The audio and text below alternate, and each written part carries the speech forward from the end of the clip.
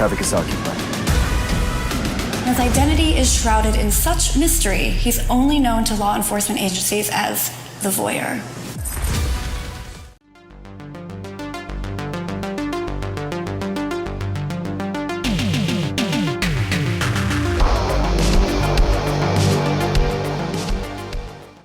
We are talking Cry Havoc, which is actually the fourth movie in the Playing with Dolls series, directed and written by Rene Perez.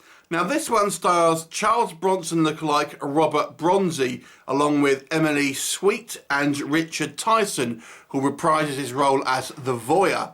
Now, in case you are unawares of the Playing with Dolls series, it's a low-budget slasher series where the conceit is Richard Tyson plays this billionaire psychopath who is incapable of committing murders himself, so he employs a masked slasher known as Havoc to commit murders on his behalf, and he simply lures essentially aspiring actresses and actors to a kind of remote cabin in the woods and decks the place out in camera so he can watch and give instructions, and around this area he put armed guards so no one can get in or out if they do wander too close to the barriers.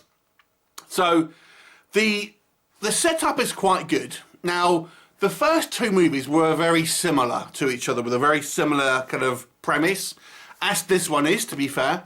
The third one was more of a spin-off, to be fair, and that's probably the one which is more like your traditional slasher film to a lot of ways. So this movie is very similar to the first two films. Let it not be said that Rene Perez goes with what he knows and doesn't deviate too much from what he has done before. So we have this, again, this remote sort of setup somewhere, and he is Richard Tyson's character, the Voyeur. You know, we are told he is bringing all these actresses and stuff under the guise of they're going to be famous, starring in some type of reality TV show. Now, in this instance with this movie, that's actually more of the backdrop, and it actually focuses on two characters, primarily Emily Sweet's reporter, who has been given an interview with Richard Tyson's character, the Voyeur, who is, you know, at this point on the FBI's most wanted list.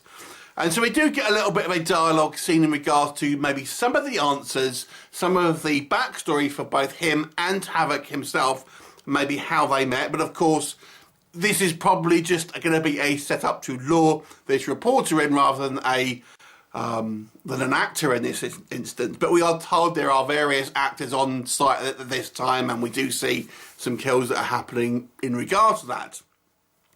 Then we have our second protagonist, played by Robert Bronzi, who is a cop who has tracked down Havoc and the Voyeur to this compound for potentially personal reasons. Now, he is an unexpected guest, and, well, he'll cause havoc amongst the bad guys.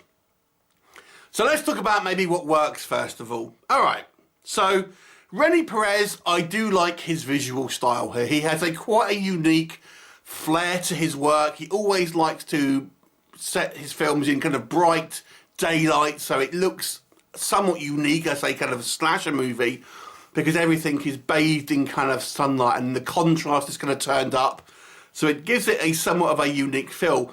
Rene Perez also accessed the cinematography here, and the cinematography is very good. It always has been on a lot of Rene Perez's movies, not just the kind of Playing with Dolls series here.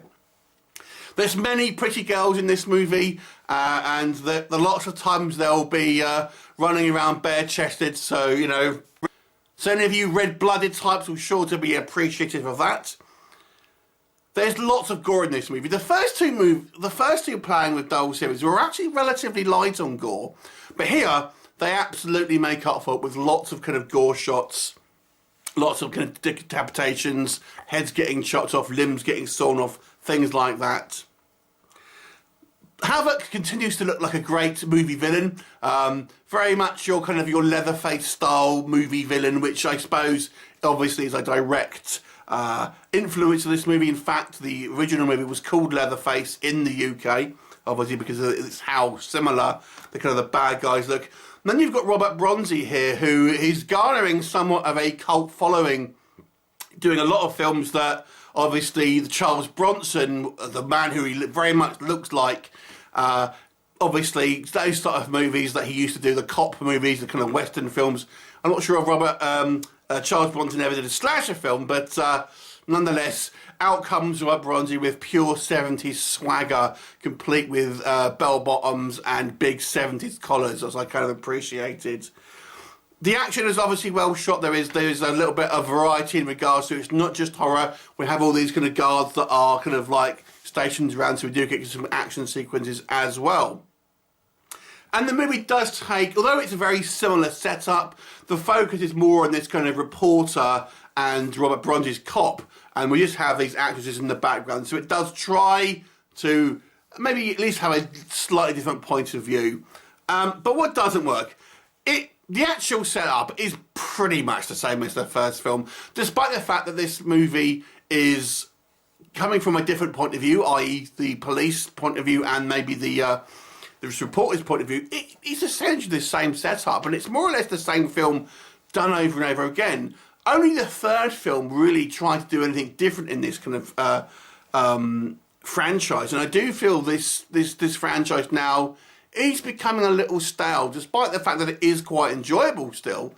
It nonetheless is just repeating itself, and to be fair, Rene Perez does that a lot, even in his other movies. Again, he kind of repeats very similar story beats in films. In fact, he had a completely unrelated movie called Cabal, which had pretty much the same setup as Playing with Dolls, and a very similar looking slasher. So he is, Rene Perez, it's a great visual style, but I feel he needs more storytelling. He needs more writers on this, because I feel that's his weakness as a filmmaker. Visually fantastic, but writing is lacking. The movie also suffers from having lots of footage used from the previous Playing with Dolls film. I wouldn't quite go as far to say this is like a clips movie, because there are instances where, to pad out running time, you'll see a lot of movies use a lot of footage from other films and stuff like that. And I think this movie does do that, but it's not. There is plenty of new footage here as well. But to add more kind of kills and gores, there'll be scenes from the previous three movies added into this to kind of like up the kind of the gore factor and the kills and stuff like that. There is quite a lot of new footage here, but again, to make it seem more spectacular, you will be noticing, I recognise that scene. So if you've never seen the previous three movies, then you may not even realise that. But nonetheless, that is the case here. The thing that bothers me most, I guess, in this movie is kind of something I've already touched on. It's the repeating value here.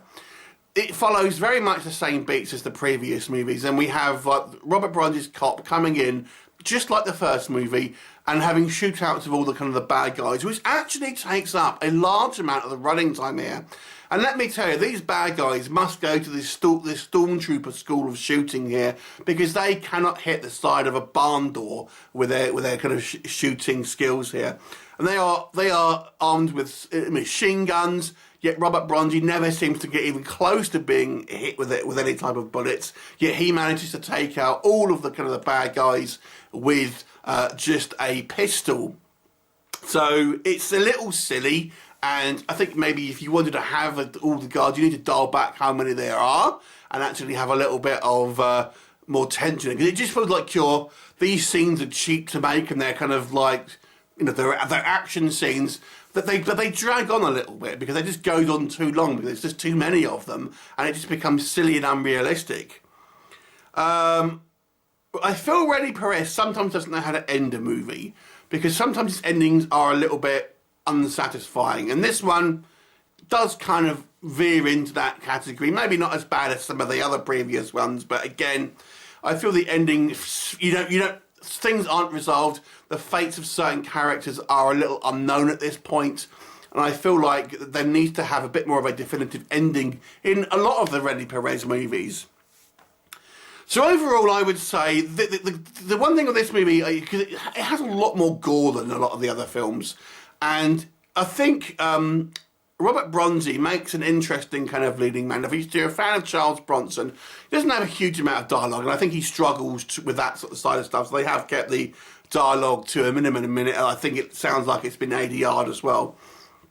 But, you know, it's kind of fun seeing, you know, a Charles Bronson lookalike almost fighting a Leatherface clone. It makes for an interesting kind of viewing experience. And I actually quite like the kind of the dialogue scenes, the backstory that is given to Richard Tyson's character here, the voyeur, and we get a little bit more of an idea about maybe what's going on. But I do feel a lot of the problems that persist in this series are still evident in this one. I think the third movie is still the standout for me, which actually veered away from the concept the most. And I actually think the concept of having this voyeur trapping kind of like wannabe celebrities, it's almost like you can have a little bit of commentary on what people do, what people are willing to do to become a celebrity, although that doesn't really seem to be... it's an avenue where I feel this movie could have gone, which doesn't really explore it as well.